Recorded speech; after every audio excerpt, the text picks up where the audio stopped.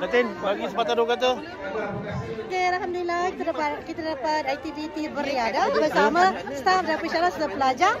Diharapkan dapat kerjasama semua pensyarah hadir bersama-sama. Wow. Untuk menjayakan program ini. Okay. Ya, Syirmin Mata. Kalau bukan kita, siapa lagi? Syirmin Mata lawa.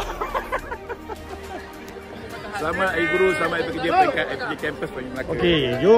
Program yang terbaik, penganjuran yang terbaik dan juga acara yang terbaik. Alhamdulillah. Okey. Selamat menjalani aktiviti fizikal.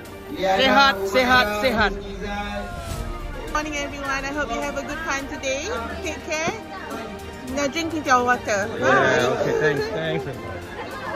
Selamat Hari Pekerja. Selamat Hari Guru. Selamat bersukaneka. Enjoy selagi boleh.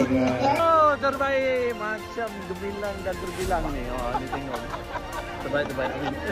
Oh, program hari ini satu program yang cukup mantap sebab ini kita selalu mengajar saja dalam bilik darjah. Sekarang kita keluar daripada bilik darjah, kita buat aktiviti fizikal bersama pelajar-pelajar kita. Ini ketua jabatan yang mendirikan. Live di TikTok. Apa-apa live di TikTok. Ya. Baik. Hari ni happy bulan semua. All the best. Happy semua. Sama guru, sama pekerja. Saya introvert, sorry. Okey. Macam mana? Ada apa ni dekat? Walaupun panas. Seronok. Pegang. Tu je.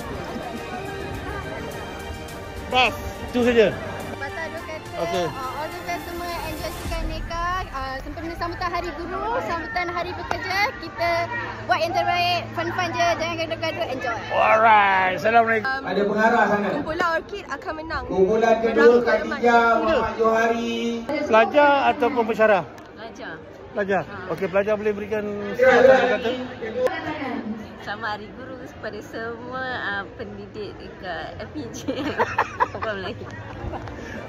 Rupanya pensyarah, saya ingatkan pelajar. Okay, selamat pagi semua di hari Jumaat ini. Jadi moga ceria-ceria selalu. Jadi pagi ni kita akan adakan aktiviti Hari Pekerja dan Hari Guru. Jadi terbaik. apa-apa pun kita enjoy. Orang berdua. Okey, terima kasih. Terbaik program. Tu je.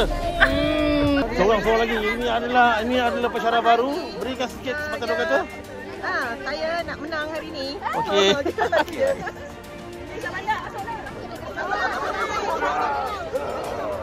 Ni pelajar intern. Okey, cakap satu.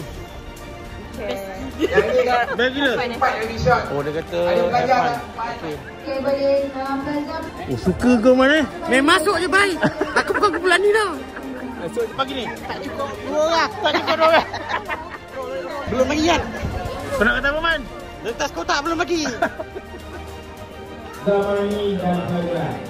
Terbaik. Untuk Azmina Rohana Muhammad Hairul, Izin Emily Ahmad Fahir, Rohaiza Samsinar Azrin, Noratika Muhammad Hairi, Sarina Muhammad Saib Umwa, Muhammad Isyam. Doktor Fatimah tak buat apa-apa pun. Kau je? Kaki bangku.